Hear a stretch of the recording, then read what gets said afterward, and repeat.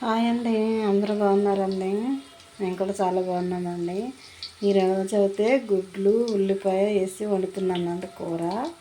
ఇవన్నీ గుడ్లు అయితే నూనెలో పసుపు వేసి ఫ్రై చేస్తున్నానండి గుడ్లని. ఇవన్నీ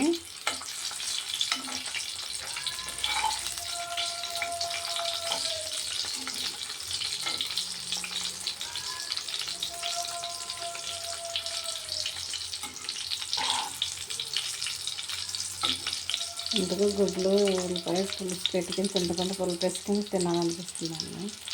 ఇవన్నీ వేసుకున్నానండి గుడ్లను అయితే.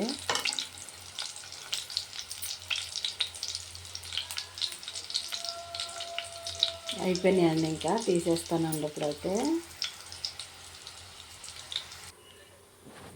ఇదిగండి జీలకర్ర వేసానండి. ఇప్పుడు కరివేపాకు వేస్తున్నానండి. అదేండి కరివేపాకు వేసానండి. అదైతే గుడ్లోకి తీసేసానండి. కరివేపాకు జీలకర్ర వేసానండి. నాకు చాలా రోజులైన గుడ్లు వండుకున్నానండి. ఉల్లిపాయలు వేస్తానండి ఇప్పుడైతే. ఉల్లిపాయలు వేస్తానండి. ఉల్లిపాయ పచ్చిమిరపకాయలన్నీ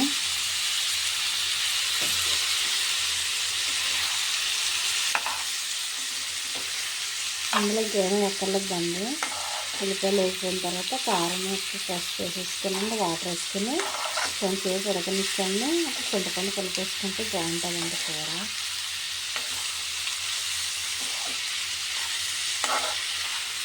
మనకేమీ లేకపోతే ఉల్లిపాయలు ఉల్లిపాయ ఉంటాయి కనుక, కూరగాయలు ఏమీ లేవనుకోండి, ఉల్లిపాయలు ఉన్నాయనుకో, అప్పుడు ఉల్లిపాయ గుడ్లు లేకున్నా పులుసు కింద ఉల్లిపాయ పులుసు చింతపండు వేసుకుని వండుకున్నా పులుపు వేసుకుని వండుకుంటే బాగుంటుందండి. గుడ్లు ఉంటే గుడ్లు వేసుకోవచ్చండి. అదిగండి వేగుతున్నాయండి ఉల్లిపాయలు అయితే. ఓకేనండి. అదిగండి ఉల్లిపాయలు అయితే వేగిపోయినాయండి. ఇప్పుడు కారం ఉప్పు పసుపు వేస్తానండి. అవి వేగిపోయినాయండి. గోల్డ్ కలర్ వచ్చినాయి కదండి.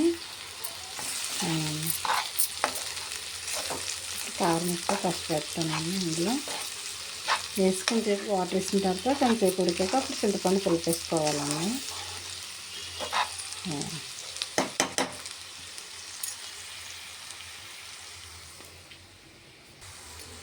అదిగండి కారం ఉప్పు పసుపు వేసానండి. వేసేసాను, కలిపానండి. నాకు కలిపేసానండి. అలానే ఇప్పుడు వాటర్ వేస్తున్నానండి.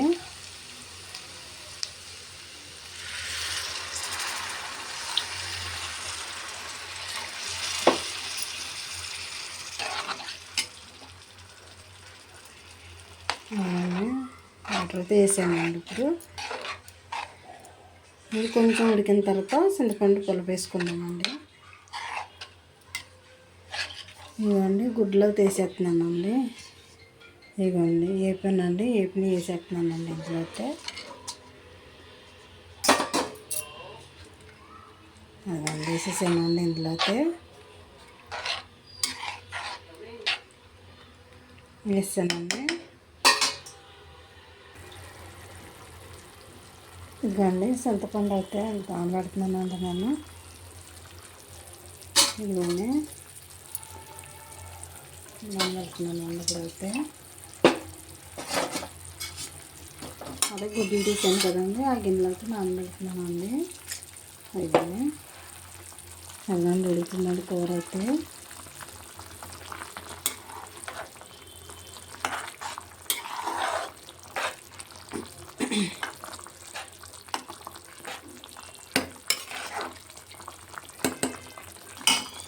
చింతపండు పిసికి వేస్తానండి. కొంచెం ఒక దెబ్బ తగిలిన తర్వాత 10 నిమిషాలు అప్పుడు ఆ చింతపండు వేస్తానండి.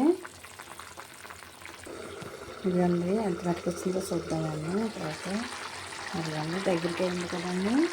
ఇప్పుడైతే పులుపు వేసుకున్నామండి. ఇప్పుడు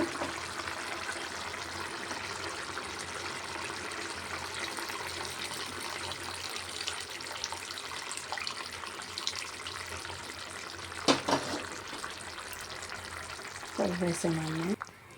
అది వేసేసానండి. ఇంకొక 10 నిమిషాలు ఉడికితే కట్టేద్దామండి. ఉప్పు చూసి ఓకేనండి, పులుపు అయితే వేసానండి. చూపించాను కదండి పులుపు వేయడం. చింతపండు కూడా చూపించాను మీకు ఎంత తీసుకోవాలో. నేను చింతపండు చిన్న నిమ్మకాయని తీసానండి. అదిగండి బాగుంటుందండి కూర అయితే టేస్ట్. ఒకవేళ ఎవరన్నా చేసుకోలేని ఉంటే చేసుకోండి. ఇలాగా కూరగాయలు ఏమీ లేకపోతే ఉల్లిపాయలు ఉంటే కనుక ఉల్లిపాయలతో ఇలా చేసుకోవచ్చండి.